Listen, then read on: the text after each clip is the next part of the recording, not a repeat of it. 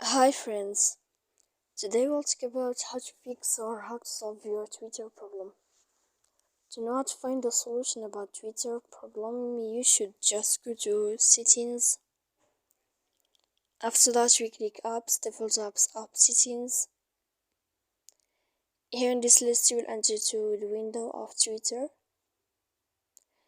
When you find this page of app on 4, we click on force stop and we click OK. Then we will enter to the window of storage. Here we click clear cache. Don't click clear data because that can make errors on your app. And in the end of all these steps, then you can turn off your Wi-Fi. You will wait a moment to turn on your Wi-Fi again. So please don't forget to support us by like and subscribe. See you next time in another video, and thank you for your attention.